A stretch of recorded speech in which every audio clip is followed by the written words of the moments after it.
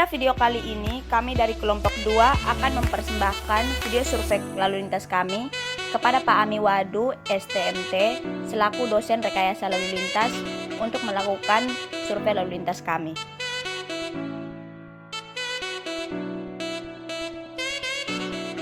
Halo, perkenalkan nama lengkap saya Stella Maris Mulyanti Moa. Halo, perkenalkan nama saya Stephen Yap. Halo, perkenalkan nama lengkap saya Marini Putri Lomi.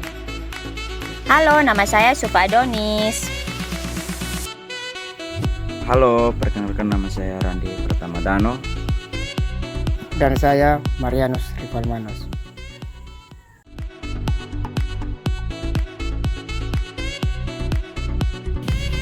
Langkah pertama, kami melakukan pengukuran jalan yang ingin disurvei sepanjang 200 meter menggunakan roll meter.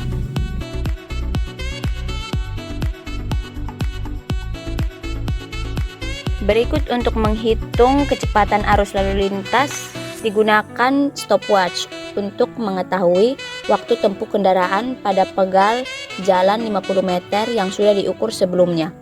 Mengukur kecepatan lalu lintas ini diambil 10 sampel di setiap 15 menitnya.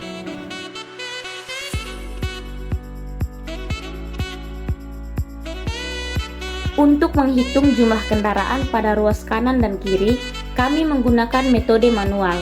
Alat yang digunakan yaitu aplikasi Traffic Counter untuk menghitung jumlah kendaraan secara digital dan menggunakan alat tulis untuk mencatat jumlah kendaraan secara tulisan.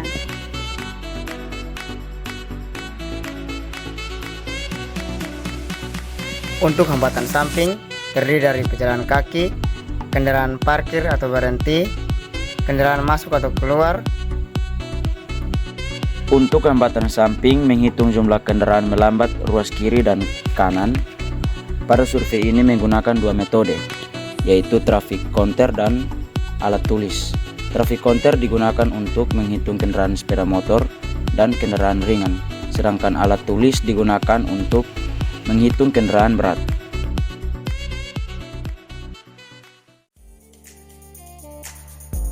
Berikut untuk menghitung kecepatan arus lalu lintas digunakan stopwatch untuk mengetahui waktu tempuh kendaraan pada pegal jalan 50 meter yang sudah diukur sebelumnya. Mengukur kecepatan lalu lintas ini diambil 10 sampel di setiap 15 menitnya.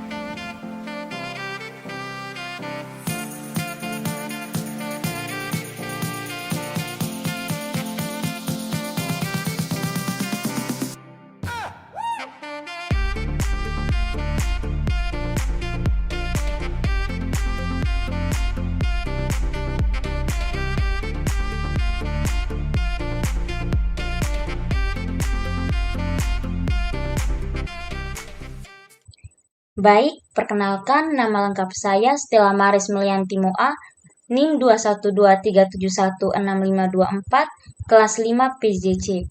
Di sini saya akan menjelaskan tentang perhitungan data survei lalu lintas. Pertama-tama kita masuk pada data geometrik. Pada data geometrik ini terdapat beberapa data yang harus kita masukkan, seperti data lokasi, tipe jalan, lebar bahu jalan, jarak kerb dari penghalang terdekat apabila tipe jalan yang kita ambil adalah tipe jalan terbagi, dan gambar sketsa potongan melintang jalan.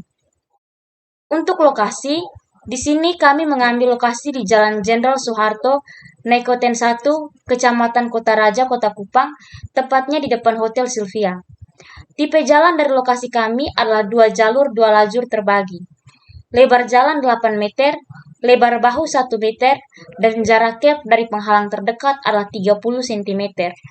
Untuk gambar sketsa potongan melintang jalan, dapat kita gambar melalui aplikasi AutoCAD. Di sini juga terdapat peta dari lokasi yang kami ambil. Untuk survei lalu lintas kali ini, kami menggunakan dua metode, yaitu metode manual dan metode digital, di mana metode digital kami menggunakan aplikasi Traffic Counter. Kemudian kita masuk pada data lalu lintas. Untuk data lalu lintas, kita akan menggolongkan kendaraan dalam 12 golongan.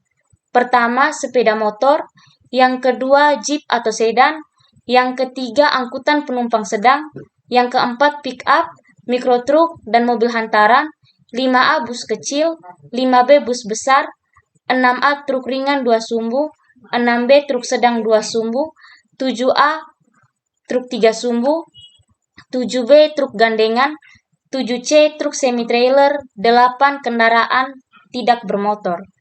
Kemudian di sini periode pengamatan kami ambil dari jam 18.45 hingga 20.45 dengan interval waktu survei 15 menit. Setelah itu kita masukkan data yang kita dapat dari survei lapangan.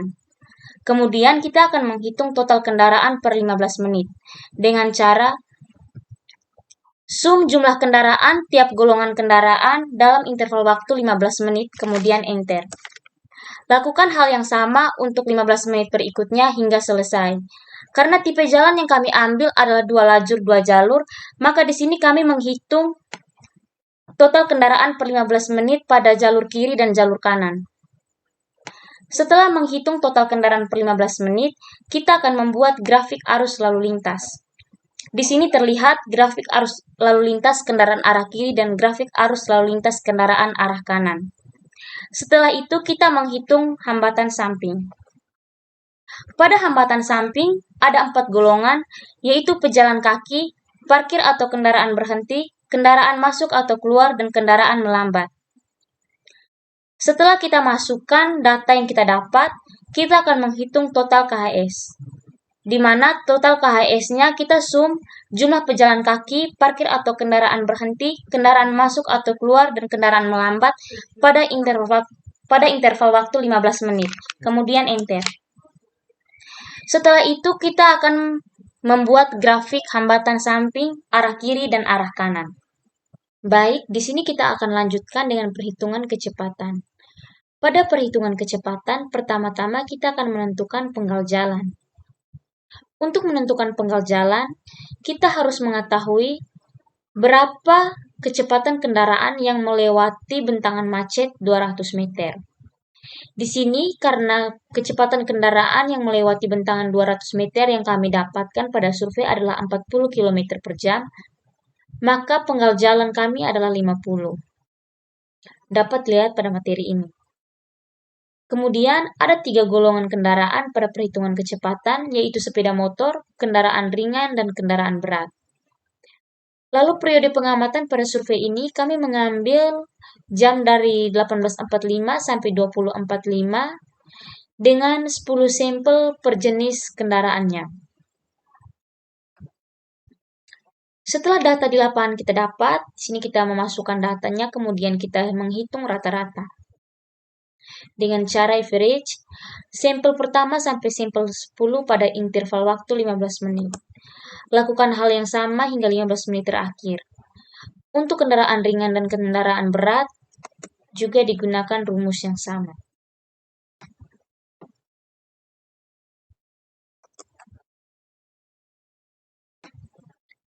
Di sini kami juga membagi untuk perhitungan kecepatannya, yaitu ini ruas kiri dan ruas kanan.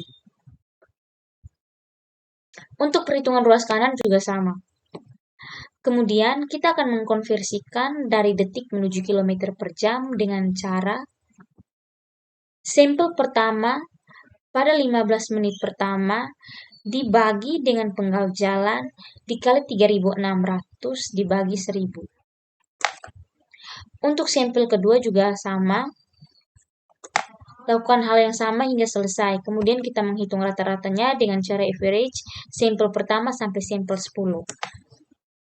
Di sini untuk kendaraan ringan dan kendaraan berat juga perhitungannya sama. Begitu juga dengan arah kanan. Setelah itu kita akan mengkonversikan lagi menuju meter per sekon. Di mana rumus yang kita gunakan adalah penggal jalan dibagi dengan sampel pertama pada detik. Kemudian enter. Lakukan hal yang sama untuk kendaraan ringan dan kendaraan berat pada arah kanan.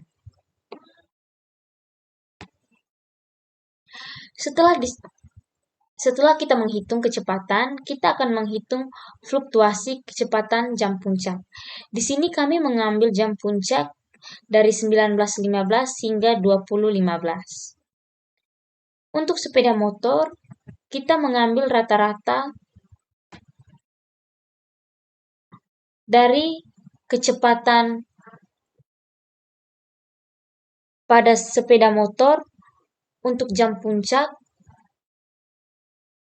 arah kiri dan jam puncak arah kanan.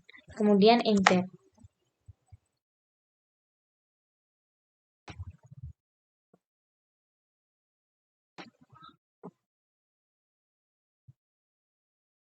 Begitu juga hingga pada waktu atau jam puncak 2015.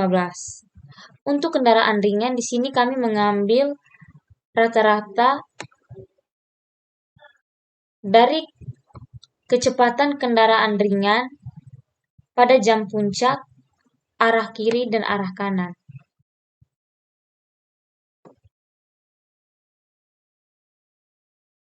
Kemudian enter. Lakukan hingga selesai hingga pada jam puncak 2015. Untuk kendaraan berat juga rumusnya sama seperti sepeda motor dan kendaraan ringan. Kemudian kita akan membuat grafik fluktuasi kecepatan jam puncak. Baik, di sini kita akan melanjutkan dengan perhitungan arus lalu lintas Q, di mana kita akan menentukan terlebih dahulu ekuivalensi mobil penumpang untuk mobil penumpang, kendaraan berat, dan sepeda motor. Di sini untuk EMP dapat kita lihat pada materi, karena tipe jalan kami adalah 2/2 terbagi, maka kami mengambil EMP dari 4/2 terbagi atau 2/1 terbagi dengan volume lalu lintas per lajur untuk arah 1 kurang dari 1050, maka EMP KS-nya 1,3 dan EMP SM-nya 0,40. Dan karena arah 2 kami volume lalu lintas per lajurnya lebih besar dari 1050, maka EMP KS-nya 1,2 dan EMP SM-nya 0,25. Setelah itu, setelah memasukkan data, di sini kita akan melihat pada kendaraan per jam kami mengambil jam puncak dengan totalnya 275 untuk mobil penumpang.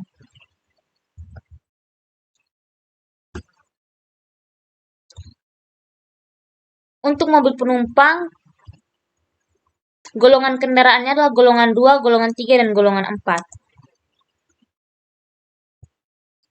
Setelah itu, di sini juga terdapat total kendaraan per jam pada jam puncak pada arah 2. Lalu untuk SMP per jamnya, kita kalikan kendaraan per jam dikali dengan EMP dari MP. Begitu juga untuk arah 2. Lalu untuk KB. Di sini kendaraan per jam dari kendaraan berat 19 yang didapat dari total golongan kendaraan 5A, 5B, 6A, 6B, 7A, 7B, 7C pada jam puncak.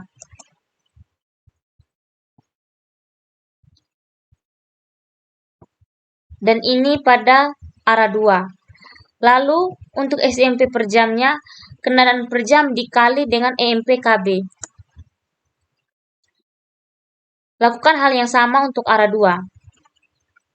Setelah itu di sini terdapat kendaraan per jam dari sepeda motor, di mana di sini kami mengambil kendaraan per jam pada jam puncak sepeda motor untuk arah 1 dan arah 2. Untuk SMP per jamnya, kalikan kendaraan per jam dengan EMP SM.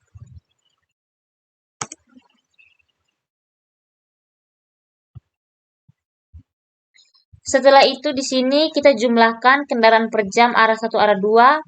Begitu juga SMP, KB, dan SM juga menggunakan rumus yang sama. Setelah itu kita akan menghitung Q total. Pertama-tama kita menghitung Q total kendaraan per jam dengan cara sum kendaraan per jam MP, kendaraan per jam KB, dan kendaraan per jam sepeda motor, kemudian enter. Begitupun dengan arah 2. Kemudian SMP per jam, kita sum SMP per jam arah 1, SMP per jam arah 1 dari KB, dan SMP per jam arah 1 dari SM. Untuk SMP arah 2 juga kita menggunakan rumus yang sama. Setelah itu, total kendaraan per jam yang rumusnya adalah kita jumlahkan kendaraan per jam arah 1 dan kendaraan per jam arah 2. Untuk total SMP per jam juga kita totalkan atau jumlahkan SMP per jam arah 1 dan SMP per jam arah 2. Lalu kita menghitung arah persen dengan cara kendaraan per jam dibagi dengan total kendaraan per jam. Begitu juga dengan arah persen untuk arah 2. Setelah itu kita akan menghitung faktor SMP atau FSMP dengan cara total SMP per jam dibagi total kendaraan per jam.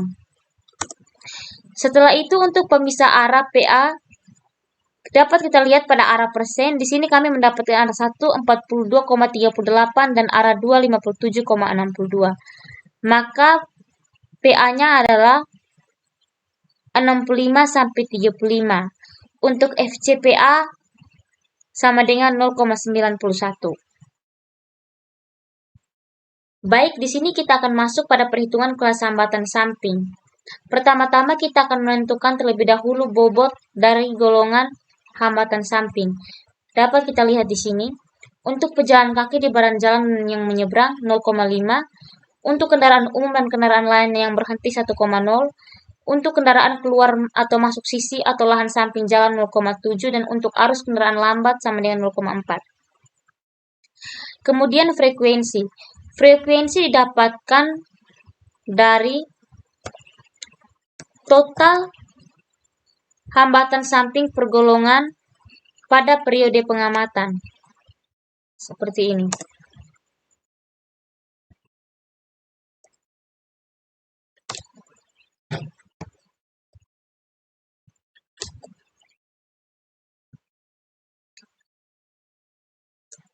$290 untuk pejalan kaki, 164 untuk parkir atau kendaraan berhenti, 132 untuk kendaraan masuk atau keluar lahan, dan 422 untuk kendaraan melambat. Setelah itu untuk bobot, kita kalikan bobot dikali frekuensi. Lakukan hal yang sama untuk golongan hambatan samping lainnya. Setelah itu kita hitung total bobotnya. Dari sini kita akan menentukan KS. Lalu untuk KS atau kelas hambatan samping, karena di sini total bobotnya adalah 570, maka dapat kita lihat di sini 570 jumlah nilai frekuensi kejadiannya antara 500 sampai 899, maka KHS atau kelas hambatan sampingnya tinggi. Dengan ciri-ciri khusus daerah komersial, ada aktivitas sisi jalan yang tinggi. Ini untuk arah 1 dan ini untuk arah 2. Untuk arah 2 perhitungannya juga sama. Setelah kita kalikan dan kita jumlahkan, maka di sini total bobotnya 448 dan kelas hambatan sampingnya sedang. Di sini kita akan melanjutkan dengan perhitungan kapasitas derajat kejenuhan kecepatan MP. Untuk kapasitas dasar dapat kita lihat di sini.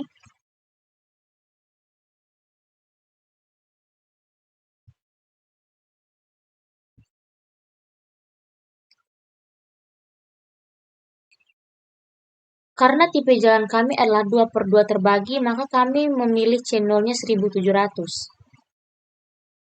Setelah itu, untuk lebar jalur, di sini lebar jalur yang kami pakai karena tipe jalan 2/2 terbagi dengan lebar jalur 4 meter per jalur kiri dan jalur kanan, maka FCLJ-nya kami menggunakan 1,08. Kemudian untuk FCPA. Pada FCPA ini kami menggunakan 0,91 karena PA persen yang kami dapat adalah 65-35. Kemudian FCHS. Untuk FCHS, karena tipe jalan kami adalah 2/2 terbagi, maka di sini kami memilih tipe jalan 4/2 terbagi. Dan karena kami mengambil faktor koreksi kapasitas akibat KS pada jalan berkeret, maka kami mengambil FCHS-nya sebesar 0,86 dengan kelas hambatan samping tinggi. Setelah itu untuk FCUK, karena untuk Kota Kupang terbilang kecil, maka FCUK-nya 0,9. Untuk menghitung kapasitas atau C, kita kalikan kapasitas dasar dikali berjalur, dikali FCPA, dikali FCHS, dikali FCUK. Untuk arus lalu lintas, Q totalnya kita ambil dari Q total SMP per jam arah 1. Karena di sini kami membagi perhitungan kapasitas derajat kejenuhan kecepatan MP menjadi 2 arah. Lalu derajat kejenuhannya dicakap Q total dibagi dengan kapasitas C.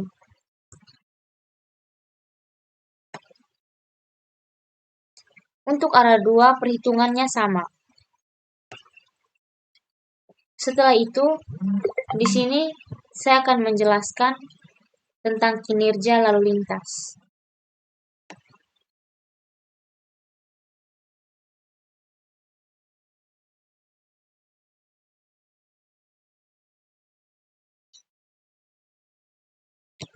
Kinerja lalu lintas di lokasi yang kami ambil terbilang kondisi stabil. Besar waktu tempuh kendaraan berkisar pada 40 km per jam. Untuk tingkat pelayanan di lokasi kami tergolong pada tingkat pelayanan C karena operasi kendaraan mulai dipengaruhi oleh kendaraan lain. Dan tingkat pelayanan juga terbilang rendah karena lokasi kemacetan yang kami ambil memiliki lebar yang tergolong sempit, yang mengakibatkan jumlah mobil penumpang, kendaraan sedang ataupun kendaraan besar hanya bisa melewati jalan dengan jumlah 1 dan kurangnya ketertiban yang membuat pengemudi kendaraan bergerak melawan arus lalu lintas di jalur dan lajur yang sama, serta memiliki volume lalu lintas yang cukup besar, jadi membuat kendaraan tidak bisa bebas bergerak.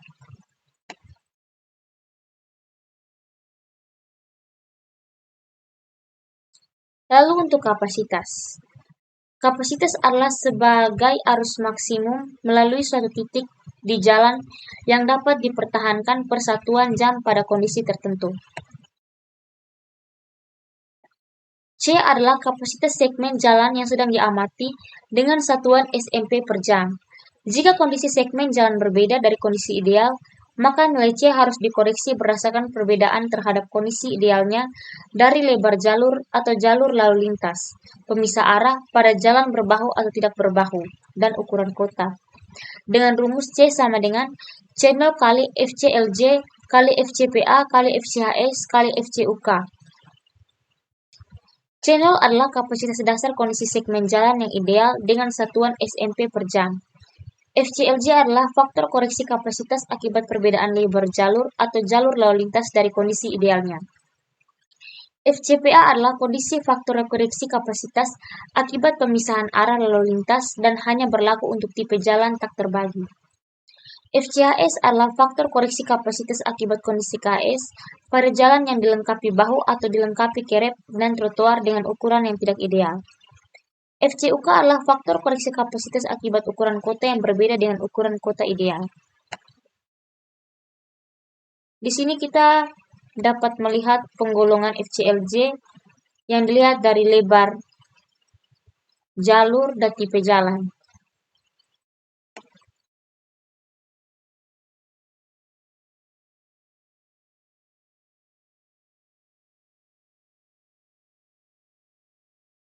Dari data lalu lintas di atas dapat dicari untuk analisa kapasitasnya.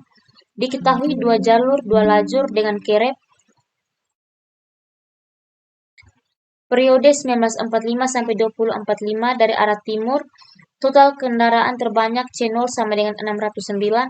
Dari arah barat, total kendaraan terbanyak C0 sama dengan 836. Dari data Excel adalah per 15 menit, maka harus dikalikan 4 supaya data menjadi 1 jam.